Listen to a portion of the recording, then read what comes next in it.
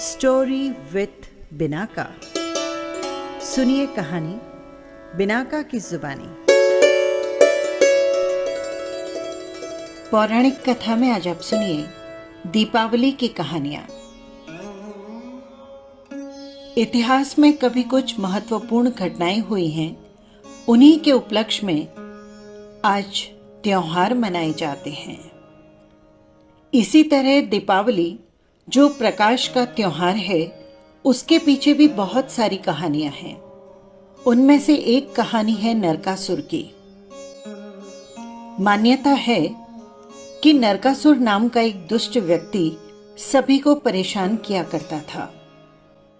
नरकासुर जहां भी जाता, वो लोगों को कष्ट देकर उस जगह को नर्क बना देता था। नरकासुर इतना शक्तिशाली था कि कोई भी पुरुष या देव उसे परास्त नहीं कर पाए। लेकिन श्री कृष्ण की पत्नी सत्यभामा जब उनके सामने आई तो उसने ज्यादा ध्यान नहीं दिया। उसने सोचा कि ये महिला देवी क्या कर सकती है, मगर वास्तव में कृष्ण की पहली पत्नी सत्यभामा ने उसे हराया और उसके पीछे कृष्ण ही थे। उसकी हार हो गई और फिर उससे पूछा गया कि उसकी आखिरी इच्छा क्या है। तब उसने बोला कि जिस दिन पृथ्वी पर उसका आखिरी दिन हो, उस दिन पृथ्वी का प्रत्येक व्यक्ति दीपक जलाए और अज्ञान रूपी अंधकार को दूर करके उसकी मृत्यु का उत्सव मनाए। इसीलिए कहा जाता है कि दीपावली पर दीपक जलाएं, उत्सव मनाएं और सभी कड़वाहट को भूलकर उल्लासपूर्वक इस त्योहार को मनाएं। दीपावली की चिर परिचित कथा। पौराणिक कथाओं के अनुसार दीपावली के दिन अयोध्या के राजा राम 14 वर्ष के वनवास के पश्चात लौटे थे।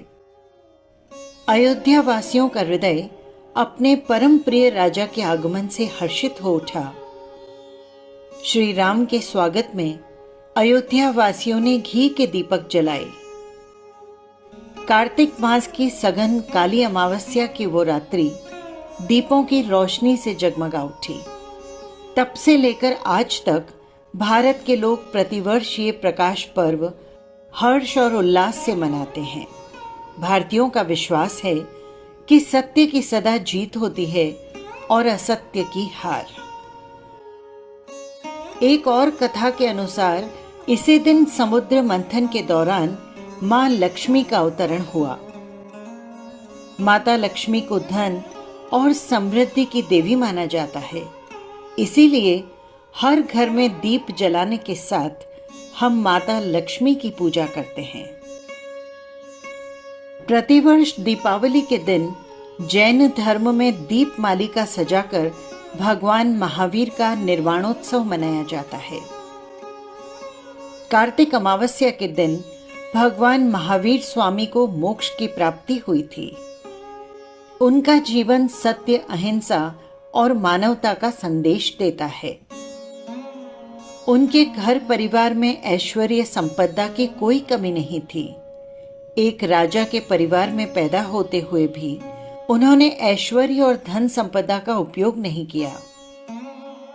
युवा अवस्था में कदम रखते ही उन्होंने संसार के माया मोह और राज्य को छोड़कर अनंत यातनाओं को सहन किया और सारी सुख सुविधाओं का मोह छोड़कर वे नंगे पैर पद यात्रा करते रहे। महावीर ने अपने जीवन काल में अहिंसा के उपदेश प्रसारित किए। एक बार की बात है, जब महावीर पावा नगरी के मनोहर उद्यान में गए हुए थे। जब चतुर्थ काल पूरा होने में 3 वर्ष और 8 माह बाकी थे, तब कार्तिक अमावस्या के दिन सुबह स्वाति नक्षत्र के दौरान महावीर स्वामी अपने सांसारिक जीवन से मुक्त होकर मोक्ष धाम को प्राप्त कर गए। उस समय इंद्रादि देवों ने आकर भगवान महावीर के शरीर की पूजा की और पावा नगरी को दीपकों से सजाकर प्रकाश युक्त कर दिया। उसी समय से आज तक यही परंपरा जैन धर्म में चली आ रही है। जैन धर्म में प्रतिवर्ष दीप मालिका सजाकर भगवान महावीर का निर्वाणोत्सव मनाया जाता है। उसी दिन शाम को श्री गौतम स्वामी को कैवल्य ज्ञान की प्राप्ति हुई थी। तब देवताओं ने प्रकट होकर गंध कुटी की रचना की और गौतम स्वामी और कैवल्य ज्ञान की पूजा करके दीपोत्सव का महत्व बढ़ाया। इसी उपलक्ष्य में सभी जैन बंधु सायंकाल को दीपक जलाकर पुनः नई बही खातों का मुहूर्त करते हुए भगवान गणेश और माता महालक्ष्मी का पूजन करते हैं। ऐसा माना जाता है कि 12 गणों के अधिपति गौतम गणधर ही भगवान गणेश हैं, जो सभी विघ्नों का नाश करते हैं। उनके द्वारा कैवल्य ज्ञान की विभूति की पूजा ही महालक्ष्मी की पूजा है। कार्तिक अमावस्या को मंदिरों, भवनों, कार्यालयों और बगीचों को दीपकों से सजाया जाता है और भगवान महावीर से कृपा प्रसादी हेतु लड्डुओं का नैवेद्य अर्पित किया जाता है।